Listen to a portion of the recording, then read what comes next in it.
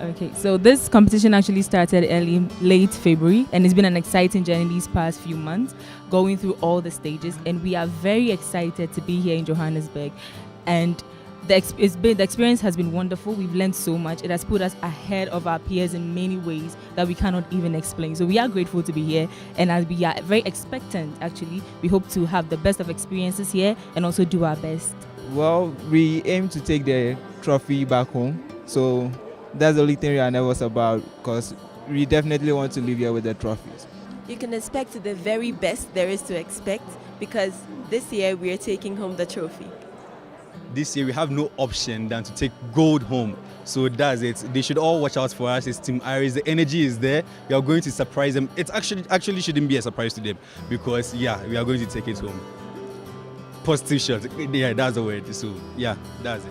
You've heard it from Team Iris, confident and ready for a show. Thank you, guys. Thank you.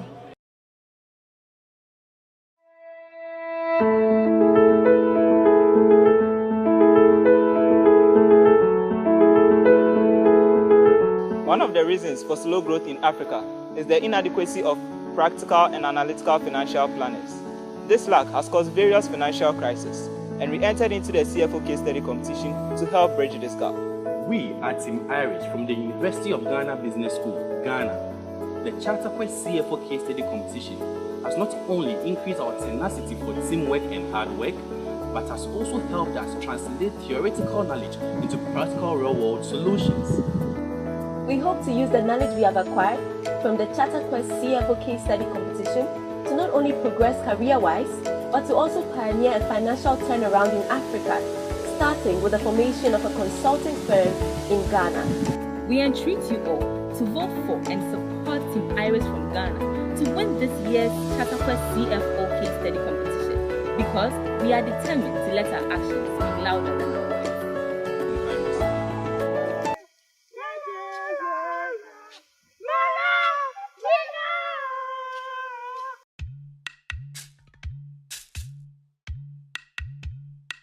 The AMANGO case, researched, designed and developed by the CharterQuest Institute, is based on a real-world multinational business within the global metal and mining industry. It simulates the strategic decisions its group CFO and board faced or potentially faces. The group is faced with the complex interplay of strategic threats, weaknesses and opportunities, some of which are embedded with serious ethical dilemmas. involving compelling individuals and powerful stakeholders that create a context for significant organizational change. The board has published a 3-year viability statement and turnaround strategy with emphasis on 4 policy objectives. 1. Restructure the portfolio. 2. Deleverage the balance sheet. 3. Drive operational discipline. And 4. Change dividend policy. 6 major issues have surfaced that require the group's attention, for which the board has asked the teams to prioritize, evaluate, and offer strategic advice. Managing divisional performance group-wide. A strategic performance measure relied upon to evaluate and reward executives appears to be creating some dysfunctional behaviors with unintended consequences.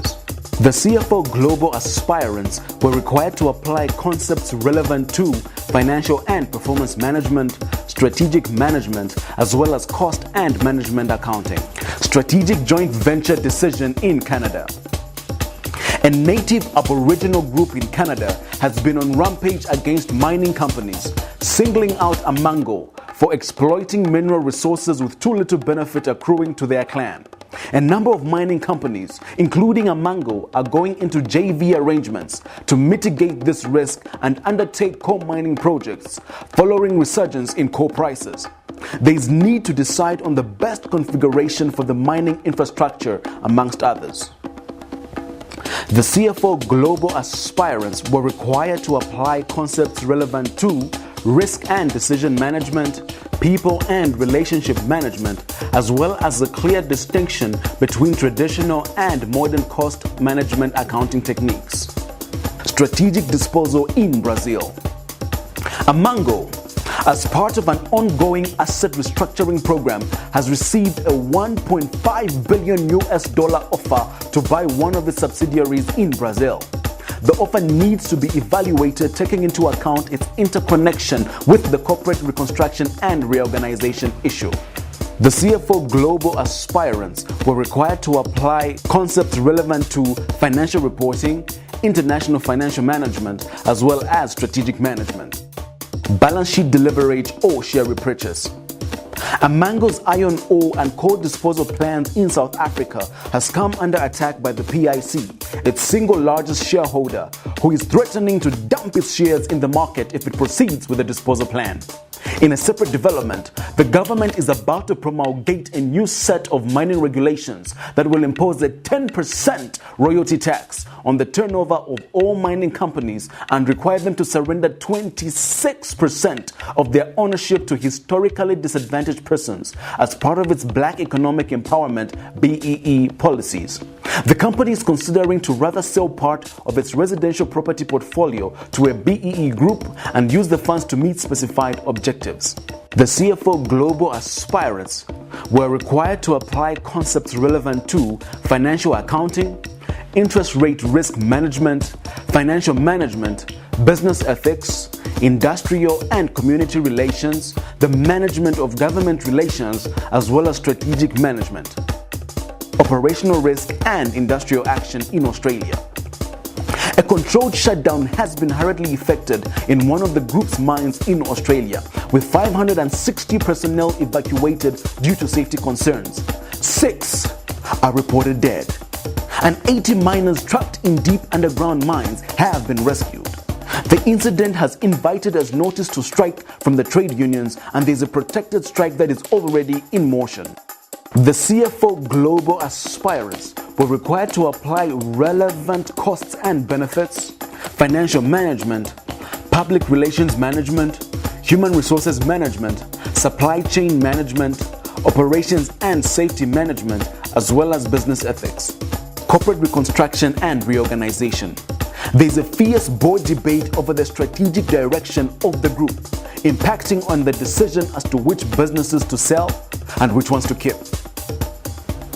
The CFO Global aspirants were required to apply concepts relevant to ROI, RI, EVA, and strategic management. Best wishes to the teams.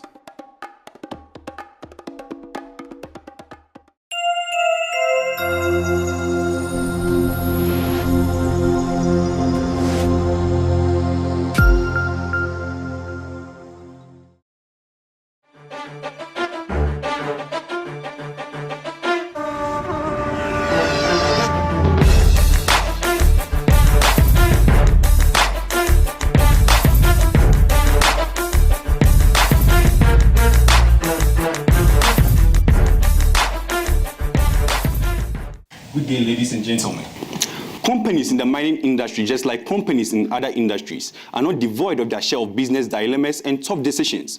AMANGO is one of such companies, and Team Iris is here to present recommendations that will have long-lasting solutions for your company. Regardless of ongoing challenges, your company is not doing too poorly as shown by our SWOT analysis.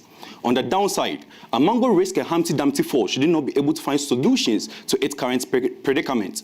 As a team, we have prioritized the issues facing your company using SWOT analysis and your company's 7 pillars of value, and we'll be making our presentation in that particular order. Edith will begin. Thank you, Richmond. In Australia, your company is deciding between continuing production in a faulty old shaft and constructing a new shaft.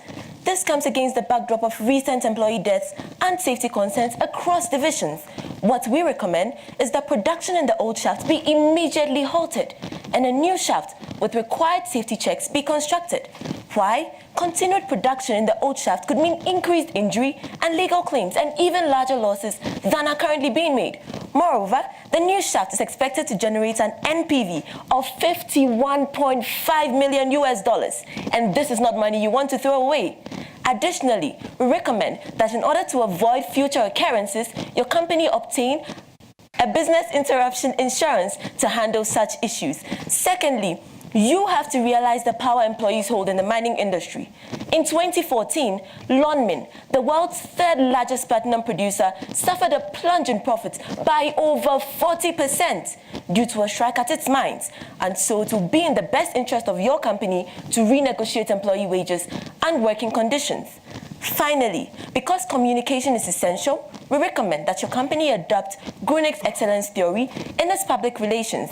This will mean that instead of reporting untruths like Mike Utica instructed Nigel Payne to do, your PR outfit will, with tact and discretion, report to all stakeholders. Now to the next issue. With reviving coal prices and pro-local inclusion in the workforce, companies in the mining industry are entering into joint venture agreements with natives for the production of coal. For your company, a decision has to be made as to the surface infrastructure design to use for your first coal mining project.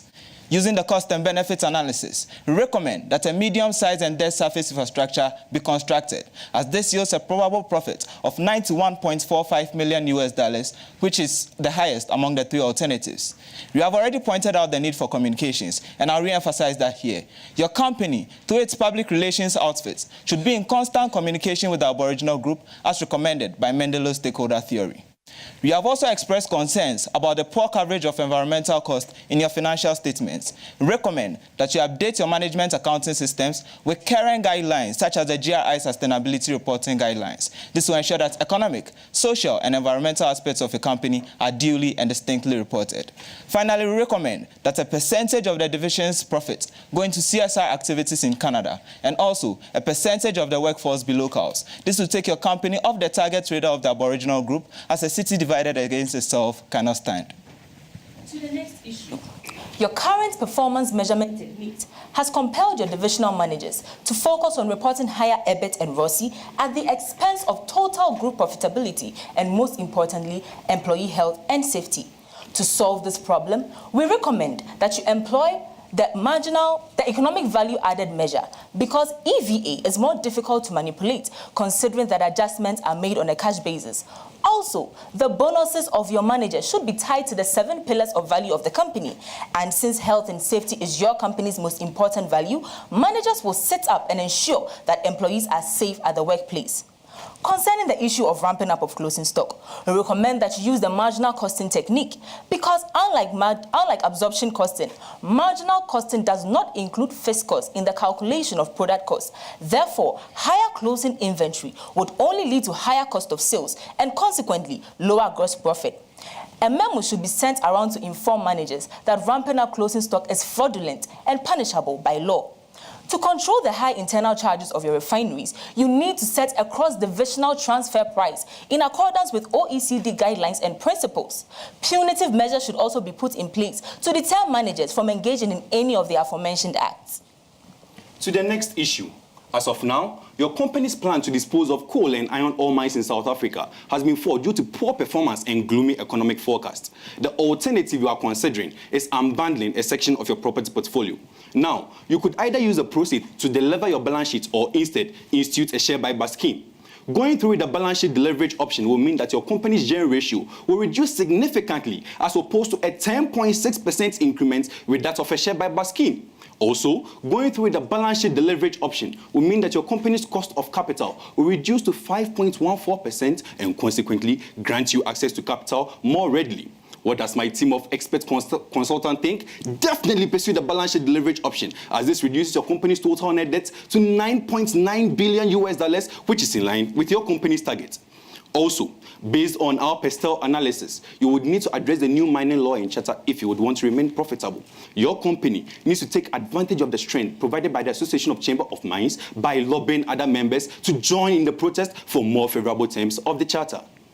To the issue of disposal in Brazil, your company has just received a $1.5 billion purchase offer split into two parts, a 1,452 million Brazilian reais to settle intragroup debts, and the remainder to buy 100% equity in AMANGO. We recommend that you accept this offer immediately. An analysis of this offer shows that CMOC is willing to pay 3.47 times the equity value of your company, an additional 10.21% of your net assets, and for every $100 your company is currently earning, CMOC is willing to pay 45% more. This is a good offer. Another motivating factor is the current Brazilian president's plans to halt the interventionist economic policies. If these plans materialize, the prospects of mining companies in that country will become murky, and recommend that you accept this bid in order to reduce the impact on the group as a whole. To the final issue. Because different opinions are often the breeding grounds for the best of solutions, it's exciting to find that members of your board have varying opinions on what your portfolio should focus on. Your CEO believes your portfolio should focus on PGMs and diamonds, but your board chair believes the current portfolio should be maintained and even broadened. Because due diligence and integrity are our core values as a team, we analyze your options based on three matrices: the Ashridge model, the GA product screen, and the more popular BCG matrix. Now, all three matrices point to the fact that diamonds and PGMs should be maintained, and so we recommend that you do exactly that. Furthermore, the GE product screen, as a more holistic measure, gives good reason for coal to be maintained, especially against the milieu of the ongoing capital injection in Canada. Finally, a strong case for copper to be maintained is made by its high fit with the group's parenting skills and resources. Nickel, niobium, iron ore, and manganese are, as indicated by all three matrices, no-go areas, and as such should be sold over time. All our recommendations will not yield much good to your company unless your ethical issues are properly handled, simply because good ethics is the foundation of any successful business. To begin, the health and safety of your employees cannot be compromised, and as such, the injuries, deaths, and cross-country strikes in Australia must be immediately addressed. We recommend that you employ a health and safety professional whose job it would be to ensure that all health and safety protocols are strictly adhered to. This will eliminate the conflict of interest management have and enforce good supervision. A forum should be immediately organized to negotiate calls for wage increase and to explain the directive radically restructure to the employees. In addition, a scheme should be instituted to compensate workers who've suffered workplace injuries in accordance with International Labour Organization standards. Finally, you need to maintain an independent public relations outfit, which would employ the public informations model as proposed by Grunik's excellence theory. But in the interim, you must release a press issue which will fully, but with discretion, discuss the truth regarding to the collapse of the mines in Australia. AMANGO, although currently in murky waters, has prospects for future sustenance, stability, and profitability if our recommendations are duly implemented. Now to recap, to solve the issue of operational risk and industrial action in Australia, we recommend that a new and safe shaft be constructed. Secondly, we recommend that a medium-sized and dead surface infrastructure should be constructed for the company's first coal mining project. Thirdly, EVA, marginal costing, and standard transfer pricing should be used for their respective purposes. Next, you should use the proceeds from unbundling a section of your property portfolio to deliver your balance sheet. And of course, you should accept CMOC's offer to purchase AMANGO. Finally, with regards to your corporate reorganization and reconstruction, you should maintain diamonds, PGMs, copper, and coal. You should conversely sell over time nickel, niobium, iron ore, and manganese. Coming together is the beginning. Keeping together is progress. And working together its success. We are Team Iris, and we present the best solution to AMANGO PLC's problems. Thank you. Thank you.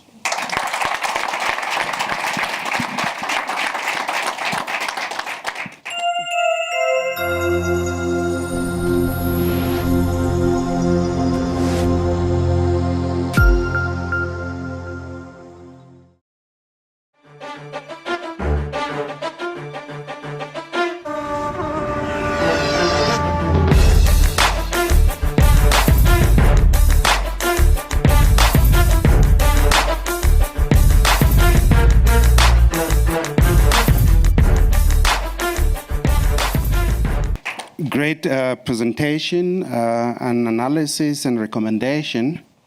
Should you give us in order of priority, which I did not hear, which of those projects should rank first, second, third, or recommendations, and what are the rationale for that? Thank you very much for your question. In our introduction, we mentioned that we're going to give our presentation in order of priority, and we ranked these issues based on SWOT analysis and the company's 7 pillars. So the issues are operational risk and industrial action in Australia, which is the pertinent one. Strategic joint venture in Canada follows, and then managing divisional performance group-wide. The next is balance sheet deleverage and share buyback, and then strategic disposal in Brazil. The last is corporate reconstruction and reorganization. Thank you. I've seen that. If you can just, for 30 seconds, explain why, the ranking, just for the first 2 or 3. Okay, thank you very much for the question once again. So in ranking the issues, we use the company's 7 pillars, as Edith rightly said. So we use the weighted average method. So if we go to our appendix, this particular slide, you would realize that we have 30% for safety and health, 20% in that order for all the values of the company. And we use a weighted average model depending on the case-specific qualities that it had. So for instance, for operational risk and industrial action in Australia, it had the most safety and health issue. So we ranked it number 6, followed by managing divisional performance group-wide, number 5. The other issues had no concern with safety and health, so it had dash. So it followed in that particular order, and we used the weighted value method in ranking them. So we realized that for operational risk and industrial action in Australia, we have 4.08, which is the first, followed by the second. Yeah. Team Iris, great energy and synergy between you. Well done. What I'd like to know is, with potential restructures and large staff bases, how do you plan to communicate this to the staff? When you're talking about organizational restructure, how do you keep the energy in the company when you're suggesting some big changes like this? Thank you for the question. Due to, you would realize that with employees, there are a lot of information that needs to be passed to them. So we believe that you have to start by addressing the current issues with the employees, which is their safety issues. Once they are concerned or once they are encouraged, and also they have been once they have been encouraged about the company's current commitment to optimum health and safety, then other policies like the restructuring and other things will pass smoothly to them, because they would believe that if they are health and safe, then the company can move on. So in a way of communication, we would use forums, letters, passing around memos, but mostly forums, so that you can get a face-to-face contact with them, take questions, answer them when necessary. Additionally, we mentioned that we would like your company to adopt Grunick's excellence theory in its public relations. What that means is that public relations would now become a key part of your business.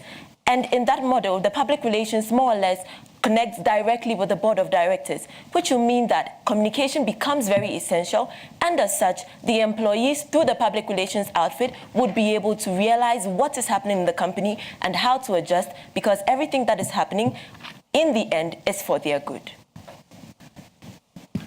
Thank you, Team Iris. Very insightful presentation.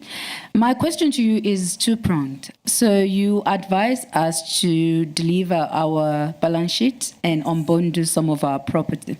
Now, you would realize that this property is used to cater for our employees.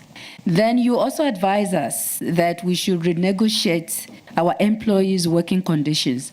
I just want to understand, how do we balance and marry this? So on one hand, we're selling off the housing for those employees, and on the other hand, we're sitting with them again to say, okay, we want to renegotiate the conditions under which you work, part of which we've already taken away. How do we handle that as the board?